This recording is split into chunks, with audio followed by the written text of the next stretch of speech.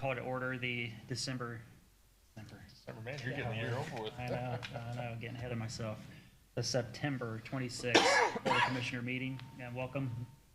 This morning, we've got Miss Christina Stoner, I believe, for our opening prayer. She's from Bethel United Methodist Church. Morning, Christina. Morning. Good morning. Thank you for having me today. Thank you for being here. Can we bow our heads and pray, please? Dear Heavenly Father, you have entrusted us to be stewards of your creation. Please guide our hearts to make your decisions. We seek you first in all we do together. We give our business, our supplies, our customers, our workforce.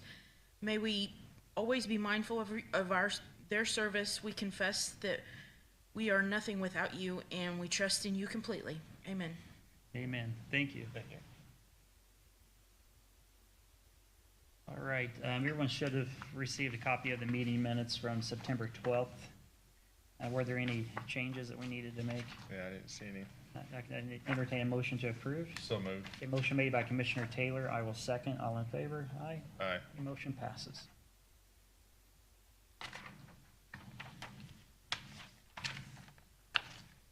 Chris, good morning. We'll move over to the highway. We did have a highway department meeting this morning. Michael and I were both present. Topics that we've discussed were some of the paint striping, 5-year road improvement plan, and Portersville Bridge. So, Chris? Yeah, I don't have a whole lot, just a couple of updates.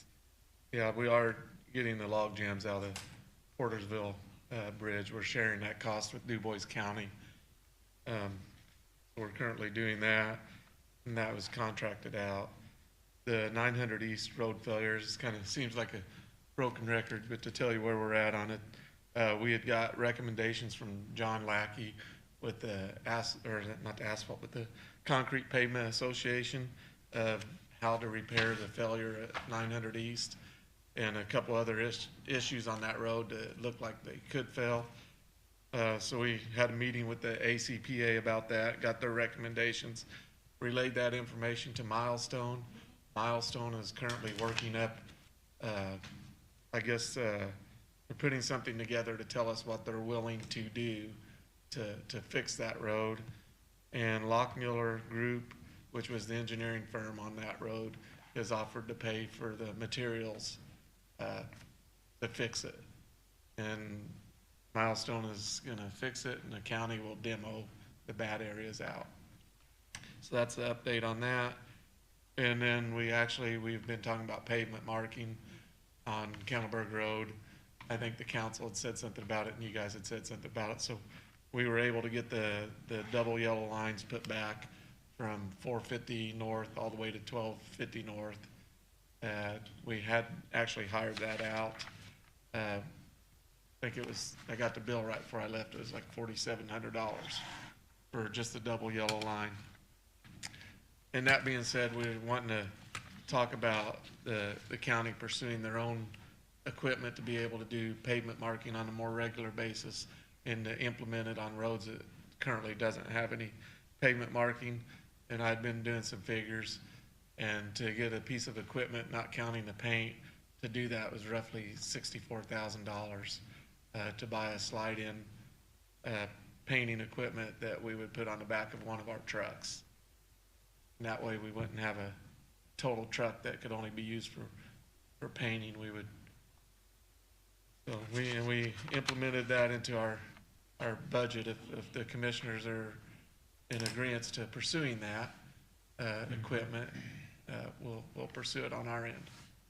I think we need to move forward with it. Mm-hmm. We definitely got areas in the county that needs markings on the road. I don't know if every square mile of road in the county needs it, but I'd say at least 50% of our roads probably need some kind of marking on them.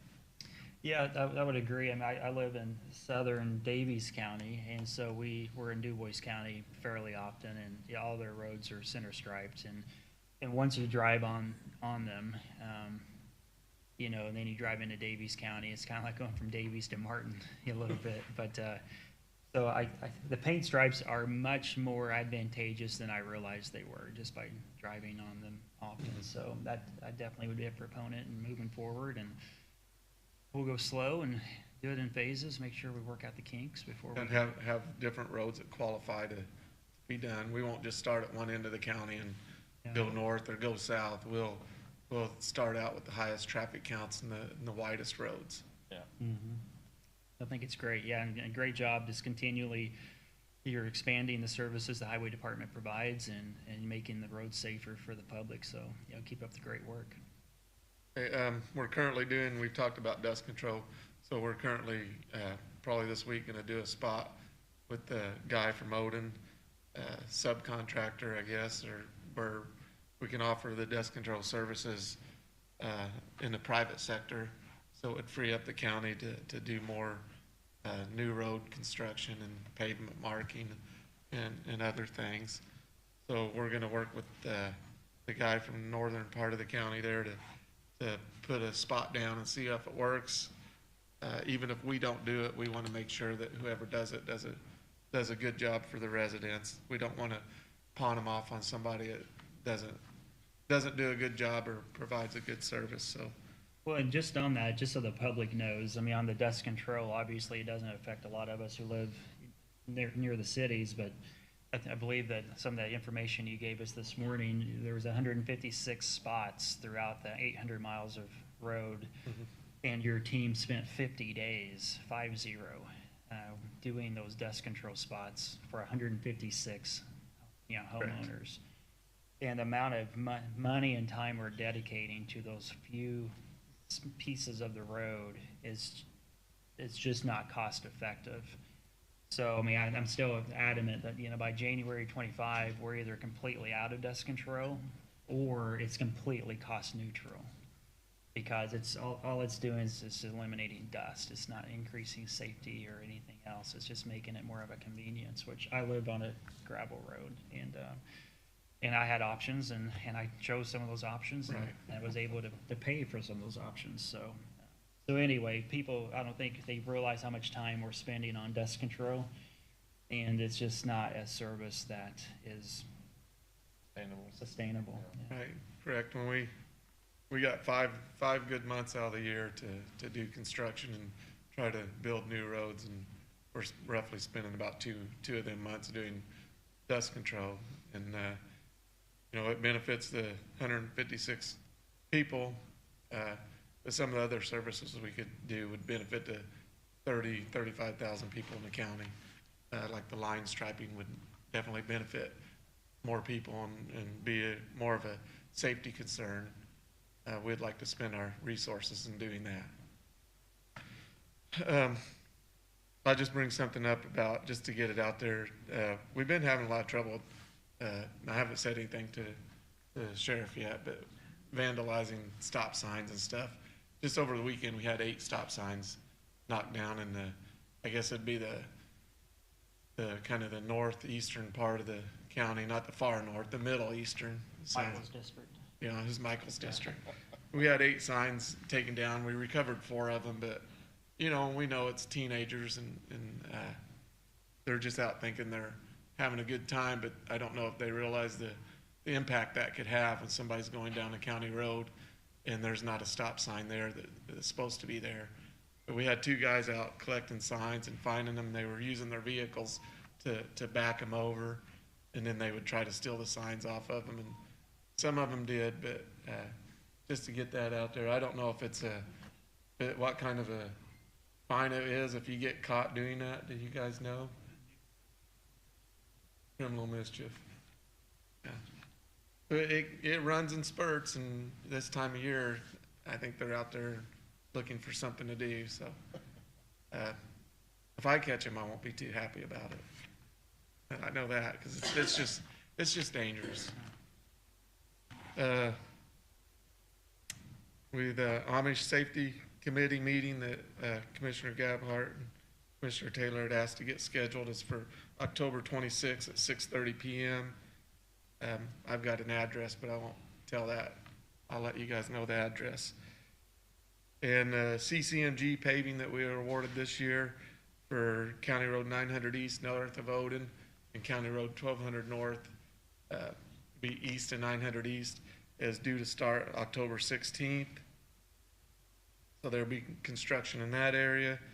And we had just finished our tiling for new road construction last week, and we had did 13.61 miles of new tiling, which hopefully with all the right-of-ways and everything, it gets signed.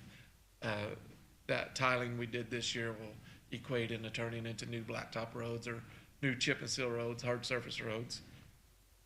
And we actually put together roughly 9 miles of new road this year. We hard surfaced 9 miles of new road this year. And that's about all I've got. Great job. Another great year, and I continually get stopped in the county. People saying how great of a job you all are doing out in the highway department. So Well, yeah, and it takes a team. Everybody I've got in place, and the guys that I've I don't want to say given authority, but let do their job. I think that helps, and then you guys and the council letting us do our job. That really helps. The guidance and everybody working together. well, with a team of 30 some or Like 32, I think. 32 and maintaining over 800 miles of road, it's quite a job. So thank Yeah, you. and we actually like to say 1,600 mile a lane mile. So, makes it sound a little bit bigger, but it is a big job when you're responsible for 400 square mile of county, and you're talking every culvert, every bridge, ditch lines, trees, everything within the right of way, not even counting the road. There's a lot more to it than just the road, so Yeah, true. it gets to be a big undertaking sometime, but I think I enjoy the challenge. Yeah. Well, you're doing a great job. Thank you. Yeah. Appreciate it, Chris. Thanks. All right, next up, we've got the health department updated fees. Good morning, Kathy. Morning, Kathy. Uh-oh. Always change.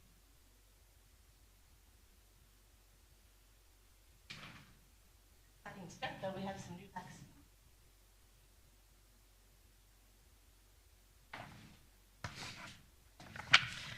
So this is our updated fee ticket. The ones the names are highlighted in yellow are new vaccines. And on the right, if it's just the fee, then those are the old vaccines that had to have some updated increase to keep up with. So now we have some new vaccine out. As you know, COVID went commercialized. So it is now in the pharmacies, doctor's offices, clinics. And so now there is a charge for the new COVID vaccine.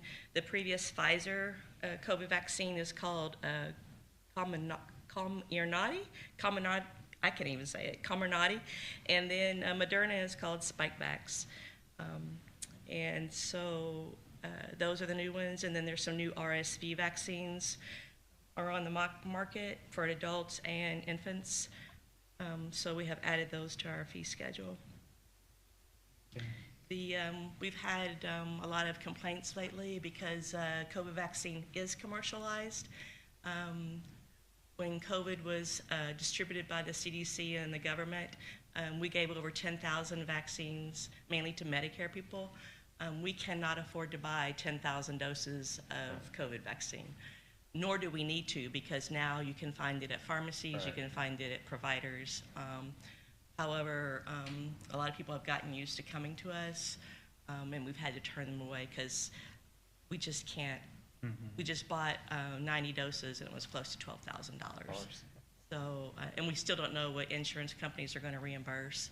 We do have all these vaccines for free for those who cannot afford it or do not have insurance. So if they do not have insurance, we can still provide them the vaccine that they need for free. Okay. All right, great. Michael, any questions? Nope, everything looks good on here. Everything looks good. I'd entertain a motion to approve the updated fee schedule. Yeah, so moved. Motion made by Commissioner Taylor. I will second. All in favor? Aye. Aye. Motion passes 2-0. Thank you. All right, Kathy, thank you.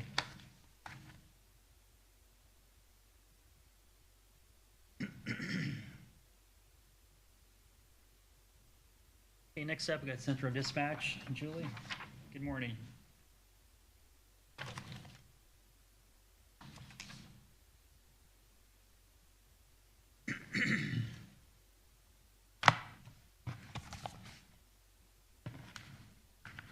got two different contracts that need approved. The first one is within digital. We're looking at purchasing what's called Mevo Anywhere kits. This kit's gonna consist of 2 phones that's in like a hard rugged type case. These can be used for if for some reason we would ever have to evacuate our dispatch center, we could take these to an outside location and still be able to receive 911 calls. We can use these if we would ever need to set up some type of command post. They could be an alternate 911 point to come in from there. We also, if we have events and we want to set up something, we can set, just for example, like the turkey trot, we could set up a command post there. They could put a radius around there, and any 911 calls that would come in from that area would ring to those phones that somebody's set up there. So it's just a good backup system to have, you know, because we don't want to ever be without our 911 lines. So we're going to go with the 2 phone option just because I don't have the storage to do any more than that. The funds are already in the 911 budget to pay for it. So that contract, we've had some issues with this one. Grant made his changes with the term length. It was initially 5 years, and he preferred for it to be 1 year, and then also the non-renewable. So they have made that changes. I think it's, I don't know about on your guys' copy, but it's highlighted in yellow on that second page. With the going back and forth, this is the third time I've tried to get this approved. So in digital said that they can send me the completed version if you guys are okay with the terms in this. They can do an electronic signature, or we can do a manual signature, whichever would work best for you guys. So is this the updated version that I have? Yes, I sent it to Stephanie the other day, the updated one. Yeah, I mean, we can just sign this one. So it's the renewal is, so what are we renewing? Is there software or something? There is, yeah, the software, and then there is a maintenance agreement on it. They do check the kits about every 5 years to make sure the technology is still working properly and all that stuff. There's the FirstNet, which is a cell service that's for first responders, and that's how these phones operate, is off those. It's included in this pricing.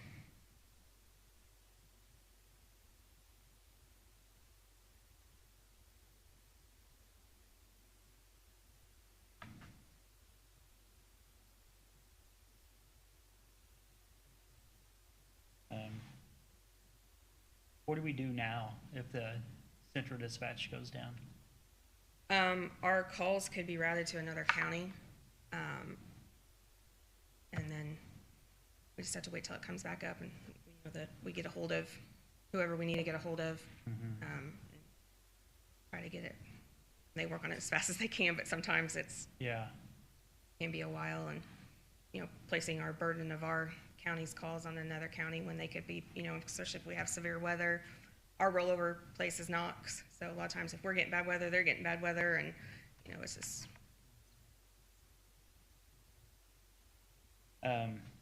Yeah, I mean, I'm definitely not against obviously having a backup. But yeah, the annual investment, you know, it's going to continue to go up each year, you know, so it's $2,200 a year to pay them just to have the phone. And that's not going to decrease. So we're going to have this expense till Jesus comes back, right? It's kind of how I look at it. But and we don't have the expense now, so I just want to make sure that we have a mechanism to. Once we get these things on board, it just turns into a rubber stamp every year. Yeah, and Grant had it put in there too that if we can cancel with written notice. We can, but what happens is we get a 40-page claims docket, you know, and we don't comb through it, and what do we need, what do we not need? So I just hope we have a mechanism where each year we can evaluate, is the technology still needed? Is it still a value add to the county? And otherwise, you know, we're going to be spending $20,000, $30,000 just in support fees over the next decade or so. But, So, and it is 1 year term, so I guess what's the process internally each year to determine if we need it for the next year? Whenever it comes close to the term in, they would reach out to us to basically present this again to see if we would like to continue our contract. Okay. Got it. And it's already in your budget? Yeah, and it would be paid out of the 911 fund. Okay, so it's the $7,443 Yeah. for the hardware, and then 2,200 for. Okay. Michael, any questions? Nope. There's no objection. I'd entertain a motion to approve. So moved. A motion made by Commissioner Taylor. I will second. All in favor? Aye. Motion passes 3-0. Would you like me, once he's in a meeting currently, so he couldn't get me the final copy to sign. Would you like me to have them email that to one of you to electronic sign, or we can have it printed off and do it that way? Dude, we can just do the DocuSign. Do the electronic. Okay. I'll go ahead and sign this one just in case it suffices.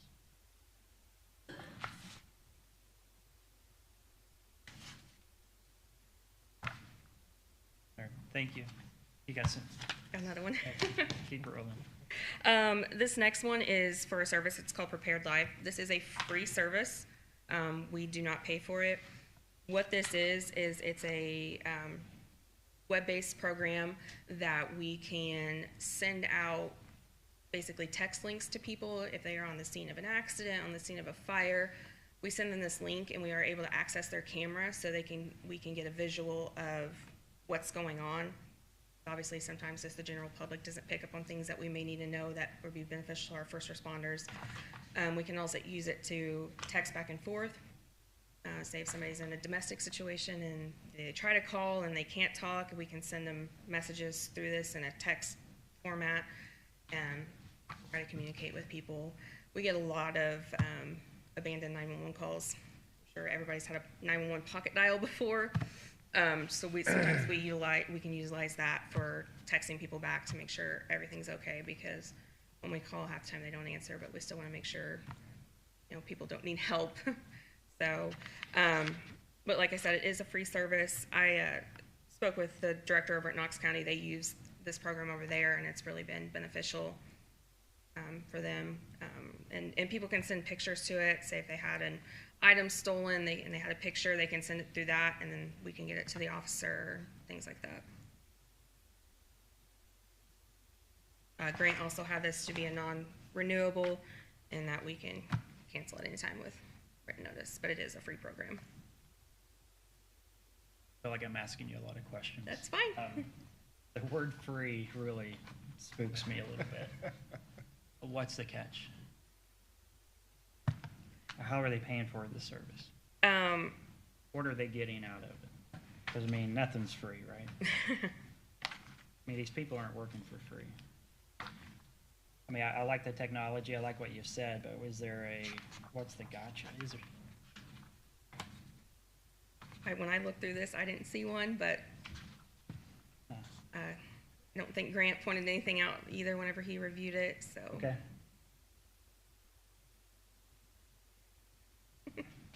I get it. Yeah, maybe they're getting they're funded gonna by get you, some. they'll get you hooked on it now, and then 2 years down the road, they're gonna start charging for it. Well, because in the fee schedules, it says additional fees and services. It says client shall pay to Invictus the fees, the amount as set forth in the order for each consecutive 12-month period. The subscription fee as set forth in the order for each renewal thereafter, which may be increased by Invictus from time to time in its discretion. So there's a fee. So are they just waiving the fee the first year?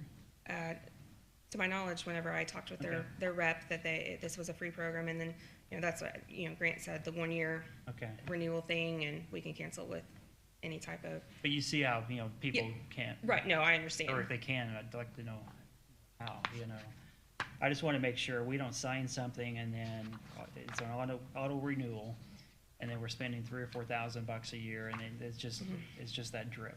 Yeah, and that's why he had it changed to take the auto renew out, which was noted Okay. in the back page. There's an Appendix B with special notes. They will notify us Yes. when this is set to expire. So it'll be a yearly thing. Right. I don't have any issue You with want to it. approve this free service? Yeah, free service for a year and then and that quadruples the next year. Yeah. Yeah, As long as we're aware, we can make a. as long as we can get, not re-sign a contract. it Yep. means- Yeah, and that's why Grant wanted it to not take the auto renew out. Yep. Okay. I do that on everything I do too. Auto renewal is off. All right, Michael, what do you think? Yep, I'll make a motion to approve it. Okay, motion made by Commissioner Taylor. I'll second. All in favor, say aye. All right. A motion passes 2-0.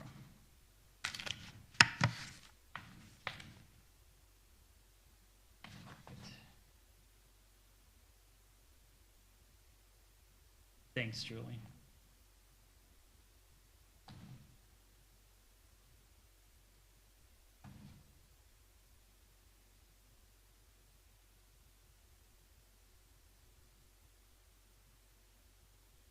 Next up, we have the IRAX MOU. Good morning.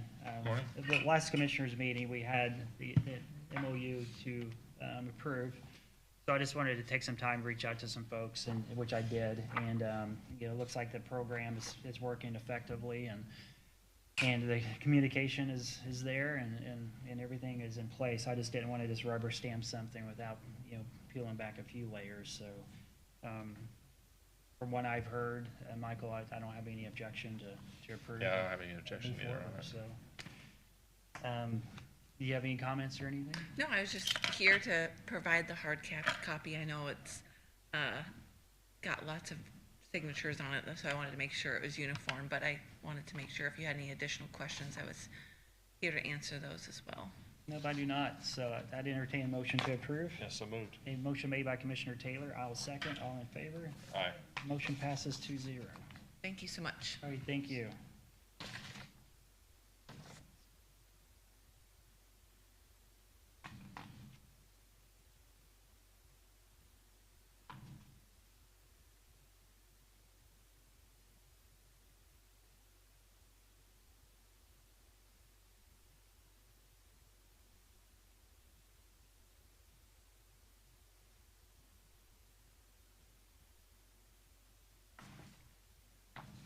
All right, next up, Scott Myers got the county burn ban. I know a couple of the commissioners had reached out just regarding the,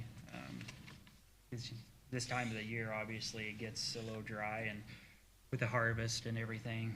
So about, you know, should we evaluate a county burn ban? So. Yeah, there's already been, as of this morning, about 9 counties have already issued burn bans. I would expect that to double by the end of the week, but there is a chance of precipitation, rain coming in tonight, tomorrow, but the amounts are about 1/10 of an inch, maybe 2/10 of an inch, so it's not going to be enough to really make any difference in it. It'll be dried up in a day's time, so next chance of rain's at least a week and a half out, so we're just looking in to see about going and putting the ban on. I've talked to Knox County, and they're looking at the end of the week also, probably issuing theirs, or at least looking into it.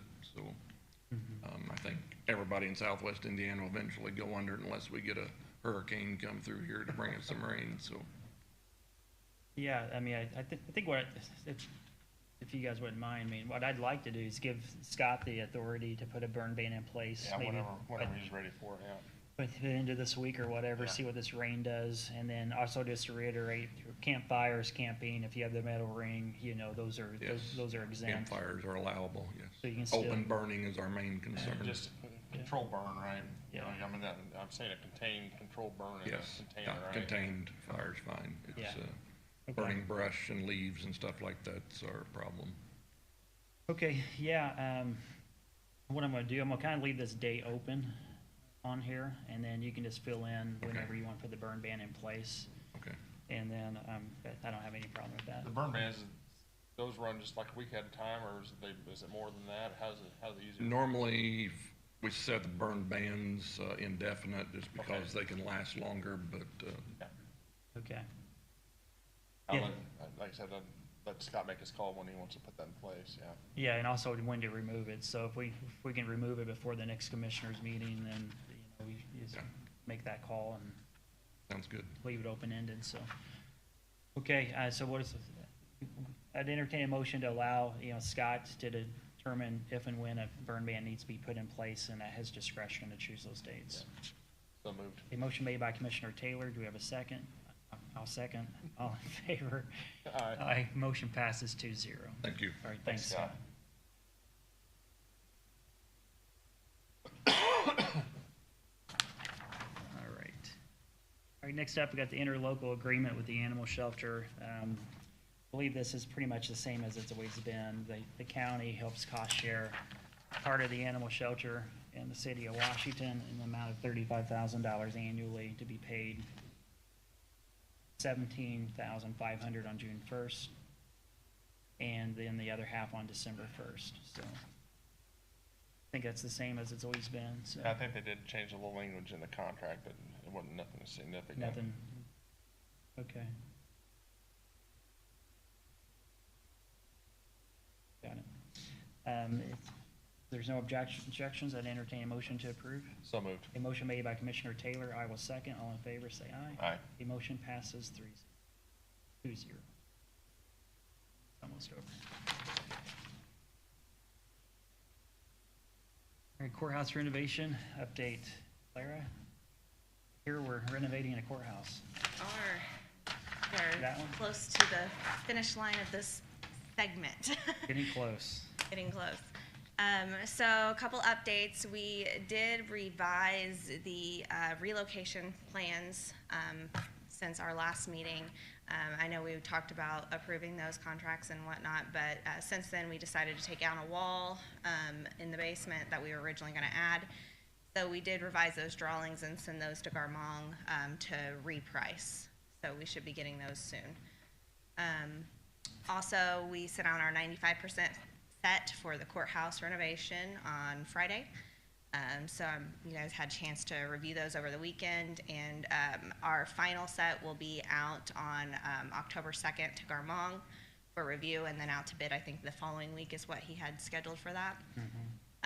So with that, since we won't have a meeting between now and October 2nd, we'd like approval for official move forward from the 95% set to the complete set. That set also got sent to DNR, so I will say that's pending DNR review as well. Okay, good. I just highlighted looking over the plans. I didn't look at 100% everything, but everything looked good, so. Yeah, everything looked good to me. I mean, all the department heads, all the responses I saw via email, it looked like everyone was on board with some of the fire rating walls or whatever they're called, or the doors and so forth. So I think that was the last tweak we had to make, was that closet door. So I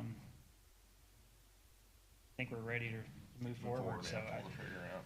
I would definitely entertain a motion to approve the 95%. set. Yeah, so moved. A motion made by Commissioner Taylor. I will second. All in favor? Aye. Aye. Motion passes 2-0. One update that I think is important to say is we did do a deep dive into the existing doors, and we're able to save several of them. I think we're at like 15 doors to save and reuse. Those doors would be fairly expensive to redo, since we're trying to kind of keep with the historic decorative appeal of those doors. So that is great that we were able to locate where we could reuse those as well. Also in front of you is the Hudson agreement, so I don't know if you guys wanted to discuss that as well. Yeah, I spoke with some folks over at Hudson's a few times yesterday, actually.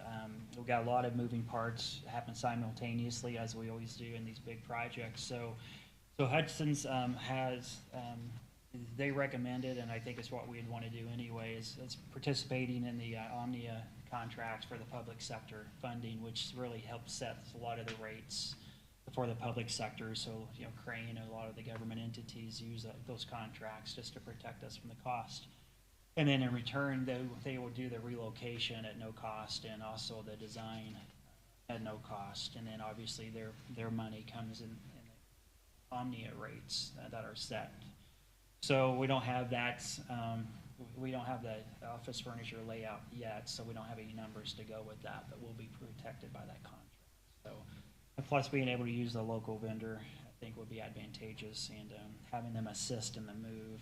They'll be meeting with each department head to see what we have, what do we need, and all that stuff. So yeah, I'm definitely supportive of moving forward with the Hudson agreement for the relocation and the office. There's no other questions. I'd entertain a motion to approve. So moved. A motion made by Commissioner Taylor. I will second. All in favor? Motion passes 2-0. And we did have a very good meeting with them, Garmong and myself as well, to discuss kind of what our vision of the courthouse is in general, keeping with the timeless nature of it as well. And we've discussed how we're going to plug in with them to help them steer in the right direction, as well as bringing the department heads in to get their needs all met. I think it'll be great. Good. Now it's when the tough part starts now, the relocation. So getting everyone set up so we can keep business moving as normal, so. Thank you. Yeah, thank you. Thanks, Larry. Right. Anything else, Michael? I don't have anything right now. No. Anything from the audience? Yes, if you'd like to step up and mention your name, there's microphones on that podium.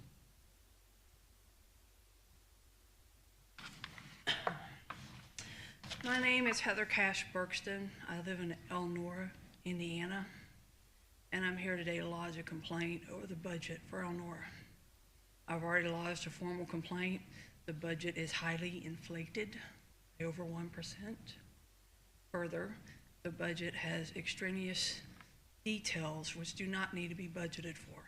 Further, I have filed a complaint with Luke Britt, PAC attorney for the state of Indiana, for access denial. When they had the budget for Elnora, they did not have any public discourse. You're required by law to at least have a basic discourse with the public concerning the budget. Secondly, they did not post, as required by law, a notice. The notice usually goes up 24 hours beforehand as required by law. So I'm not the only resident. There's over 30 residents, and you are going to see more complaints coming forward over this current budget. When I look at the budget as a Bachelor's of Business Management holder, I see crisis management. I see all the budget lines are overinflated, significantly overinflated, and I am very concerned about where exactly my money is going. And I wanted to have this discussion with my board, but my board would not allow me to have a discussion with the residents like they're supposed to. So unfortunately, I have to come to you and say, hey, we've got an opportunity for improvement. So I'm going to only cite 2 key areas, and then you can look at the budget further if you wish to. Number 1, spraying, bug spray. Thousands of dollars in the budget line, never used last year. However, the budget is there for it. If the money is not going to spraying, which it did not, where is it going? Number 2, budget line for LED lighting. We were told in a board meeting last year that the lighting would be cheaper. However, the budget line is significantly inflated this year. Why? I'm an advocate for disabled children. I spend a lot of time talking with people, and I am very, very concerned about where my money is going. I'm very concerned about being taxed without representation. We had a major conflict, if you'll recall, with England over taxation without representation. I take it very seriously, and I'm not the only taxpayer that does. Mm-hmm. That's it. Well, thank you. I will, obviously the council is the overseeing body, so I'll ensure I get these comments over to the council president for their meeting tomorrow. Thank you for coming in. Anything else from the audience? Not, entertain a motion to approve payroll claims and to adjourn the meeting. So moved. A motion made by Commissioner Taylor. Do we have a second? I'll second. All in favor? Aye. All in favor? Aye. Meeting's adjourned. Have a great week.